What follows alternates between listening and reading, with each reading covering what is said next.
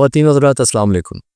دنیا میں تقریباً 200 ملک ہے، 200 جھنڈے اور 200 ایئر سپیسز، لیکن جب بات آتی ہے ایک ماڈرن جیٹ فائٹر بنانے کی تو یہ لسٹ اچانک بہت شرنک ہو جاتی ہے۔ دنیا میں 15 سے بھی کم ممالک ایسے ہیں جو خود ایک فائٹر جیٹ بنا سکتے ہیں، اور 10 سے بھی کم ملک ایسے ہیں جن کی ایک فائٹر جیٹ گلوبل مارکیٹ میں لانے کی صلاحیت اور اعتماد حاصل ہے۔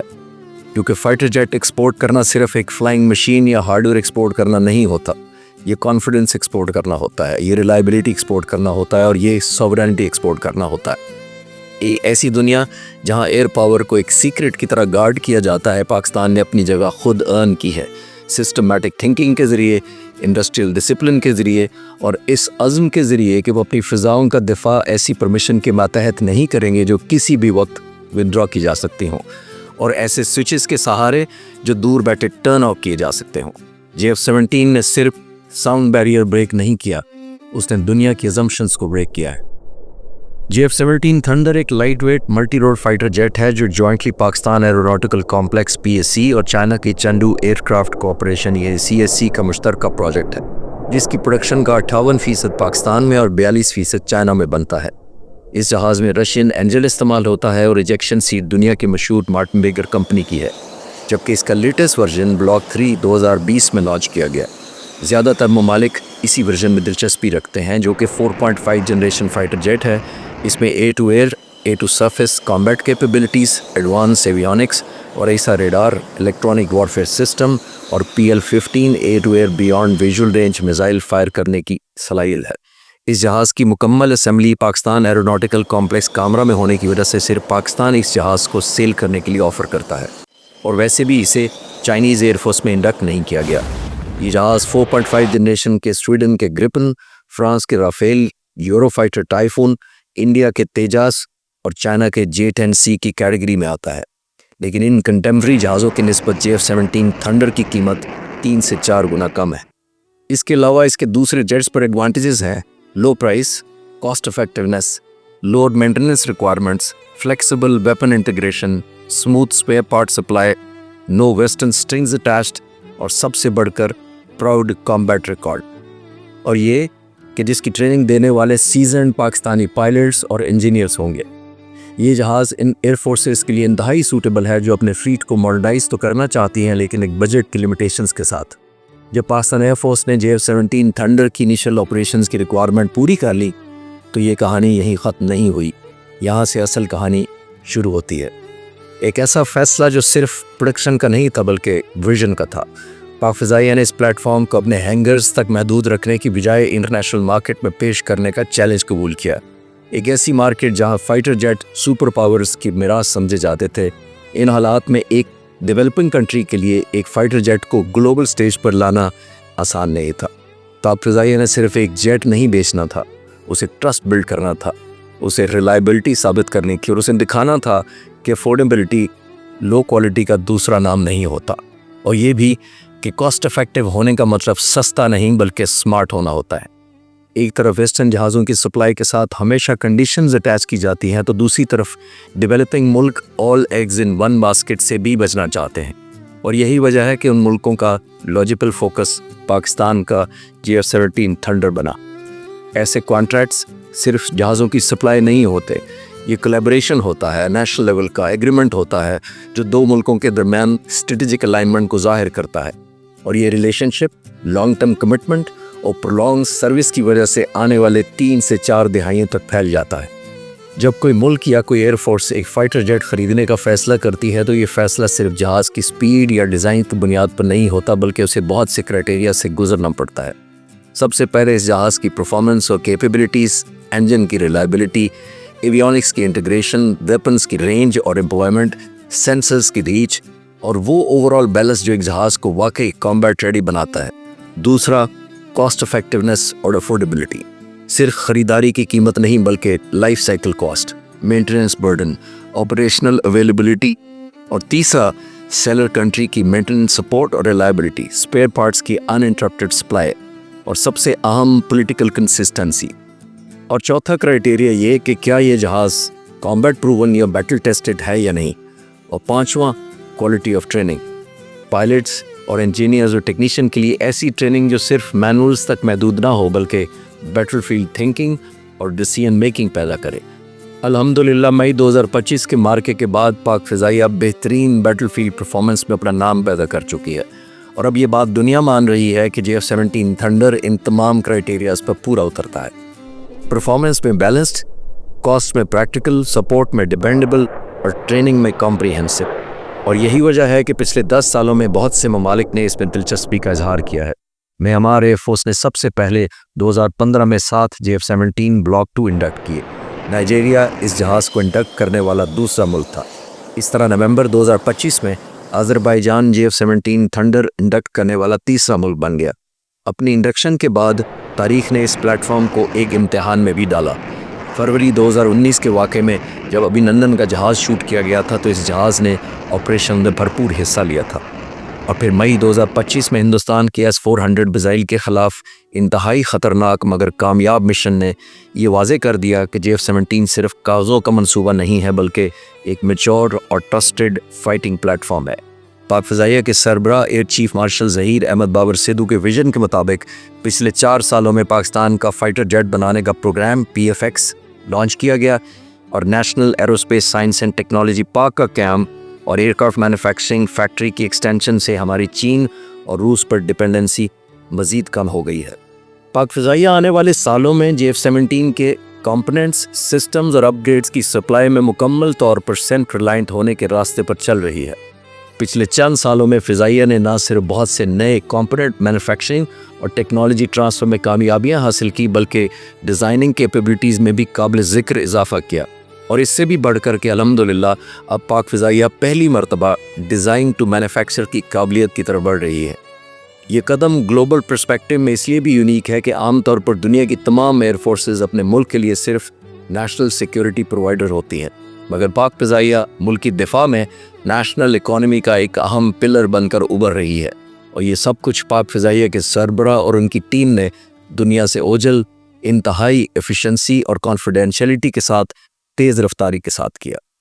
اس کے پیچھے مقصد صرف اپنے ملک کا دفاع مضبوط بنانا نہیں تھا بلکہ قائد اعظم کے ارشادات کے مطابق پاک فضائیہ کو سیکنڈ ٹو نن بنانا تھا۔ اس پورے عمل میں ایئر چیف کے ڈائیورسیفائیڈ ہینڈز آن ایکسپیرینس کا بھی بہت ہاتھ ہے۔ انہوں نے پاک فضائیہ کے سربراہ کا عہدہ سنبھالنے سے پہلے اہم عہدوں پر مختلف فرائض انجام دیے، جن میں director general projects, director general air force strategic command, ministry of defence میں ایڈیشنل سیکرٹری اور deputy chief of air staff air defence اور ایڈمنسٹریشن شامل تھے۔ اس تجربے کا پاک فضائیہ کو بہت فائدہ ہوا۔ دوسری طرف یہ سب کچھ ان حالات میں ہوا جب پچھلے 4-5 سالوں میں پاکستان کی اقتصادی حالت ایسی تھی کہ ہر آئے دن میڈیا اور بین الاقوامی تجزیہ نگار پاکستان کے ڈیفالٹ ہونے کی باتیں کر رہے تھے، اور آئیے پاکستان کو نئے آرڈر ملنے کی روشنی میں چیلنجز اور ان کے حل کی بات کرتے ہیں۔ JF-17 کی مینوفیکچرنگ میں چائنا اور رشین کمپوننٹس میں ڈیپینڈنسی پاکستان کے لیے ایک خاص جیو پولیٹیکل اوبلیگیشن بلڈ کرتی ہے کہ ہم یہ جہاز کسی ایسے ملک کو ایکسپورٹ نہ کریں جن کے بارے میں چائنا اور روس کا کمفرٹ لیول نہ ہو یا ان کا کانفلکٹ آف انٹرسٹ ہو۔ لیکن اچھی خبر یہ ہے کہ چین نے اب رشین انجن کا آلٹرنیٹو تیار کر لیا ہے، جس سے ہماری ڈیپینڈنسی روس پر نہیں رہے گی۔ آذربائیجان کو JF-17 بیچنا پاک فضائیہ کے لیے انتہائی چیلنجنگ تھا، کیونکہ روس آذربائیجان کو ایجپٹ کے پرانے SU-30 آفر کر رہا تھا، جس سے یہ بات ثابت ہوتی ہے کہ اس طرح کے کانٹریکٹس میں جیو پولیٹیکل ڈائنامکس اور ریجنل انفلوئنس کا بہت کردار ہوتا ہے۔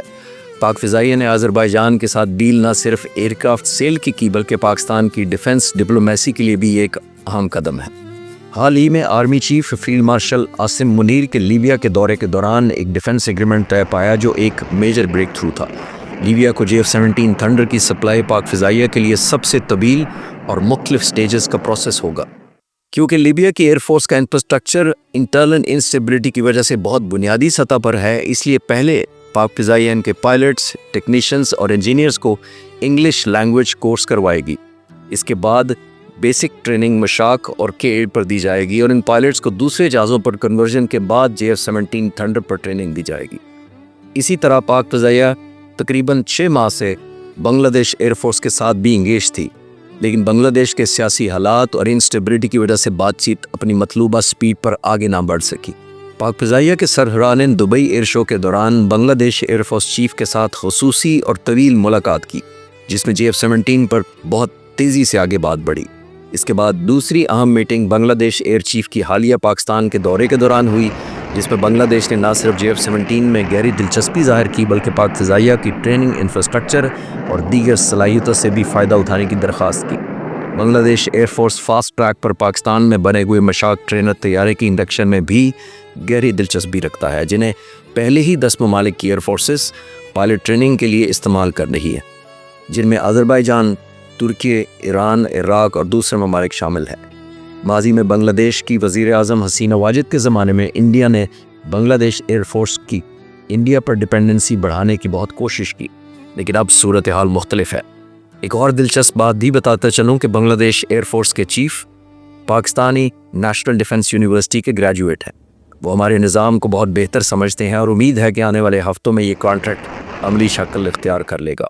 انڈونیشیا کے ڈیفنس منسٹر نے اپنے حالیہ دورے پاکستان کے دوران فیلڈ مارشل اور فضائیہ کے سربراہ سے ملاقات کے دوران JF-17 تھنڈر میں گہری دلچسپی لی۔ پاک فضائیہ کے سربراہ کا حالیہ دنوں میں عراق کا دورہ انتہائی اہمیت کا حامل تھا۔ یہ عراقی ایئر فورس کے ساتھ ان کا پہلا رابطہ نہیں تھا، کیونکہ وہ کئی مہینوں سے JF-17 کی سیل اور دیگر ایگریمنٹس کے لیے مسلسل رابطے میں تھے۔ اس کے علاوہ پاک فضائیہ کے سربراہ نے پچھلے 3 مہینوں میں 15 مختلف ایئر فورسز کے چیف سے ملاقاتیں بھی کی۔ سوڈان کے علاوہ افریقہ کے چند ممالک نے بھی JF-17 مشاق اور K-8 ٹریننگ پروگرام میں دلچسپی کا اظہار کیا ہے، جن کے نام ابھی بتائے نہیں جا سکتے۔ سعودی عرب کو JF-17 تھنڈر کی ممکنہ سپلائی کے بارے میں نے پاک فضائیہ کی سینئر لیڈرشپ سے رابطہ کیا تو مجھے بتایا گیا کہ یہ غلط اور بے بنیاد خبر ہے۔ بہت سے لوگ یہ جاننا چاہتے ہیں کہ ہمیں 150 سے 200 JF-17 تھنڈر کے آرڈر مل بھی جائیں تو ہم اسے پورا کیسے کریں گے۔ اس میں کوئی شک نہیں کہ پاکستان کی موجودہ مینوفیکچرنگ اور اسمبلی لائن ایوریج سالانہ 16 سے 18 جہاز تیار کرنے کی صلاحیت رکھتی ہے۔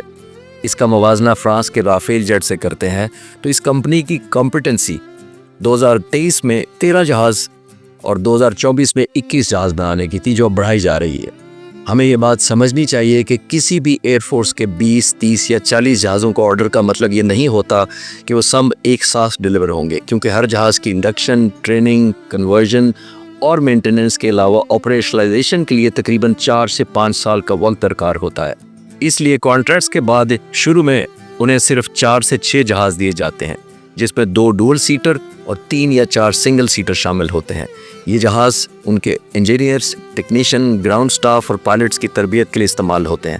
تاکہ وہ سسٹم میں ابزارب ہونے کے بعد آنے والے جہازوں کے لیے فلی آپریشنل ہو سکیں۔ کیونکہ ایک پائلٹ جہاز کو کچھ ہفتے گراؤنڈ ٹریننگ کے بعد، چند گھنٹے فلائنگ ٹریننگ کے بعد اسے اڑانے کے قابل ہو جاتا ہے، لیکن ان جہازوں کو مینٹین کرنے کے لیے انجینئرز اور ٹیکنیشین کی ٹریننگ بہت کمپریہنسو اور پرولونگ ہوتی ہے۔ اگر کسی طرح تمام 30 یا 40 جہاز ڈیلیور کر بھی دیے جائیں تو بھی وہ 4 سال تک انڈر یوٹیلائز رہیں گے۔ مثال کے طور پر 80 کی دہائی میں جب ہمیں امریکہ سے F-16 جیٹ ملے تو 40 جہازوں کے آرڈر کے باوجود شروع میں صرف 6 جہاز ڈیلیور ہوئے، باقی جہاز آہستہ آہستہ پاک فضائیہ میں شامل ہوئے۔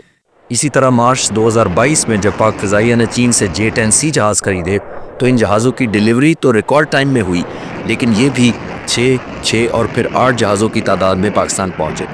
اسی طرح 2016 میں انڈین ایئر فورس نے رافیل جیٹس کا فرانس سے سودا کیا، جس کی ڈیلیوری 3.5 سال بعد شروع ہوئی اور تقریباً 5.5 سال بعد 36 جہاز مکمل کیے گئے۔ JF-17 کے اتنے بڑے آرڈرز ملنے کے بعد ایک اور فائدہ یہ بھی ہوگا کہ یہ پروجیکٹ نہ صرف پاک فضائیہ کے لیے فائنینشلی وائبل ہوں گے بلکہ ہمارے فلیٹ کے لیے لائف سائیکل سپورٹ کو اور زیادہ روبسٹ، ریڈنڈنٹ اور سسٹینیبل بنانے میں بہت مدد کریں گے۔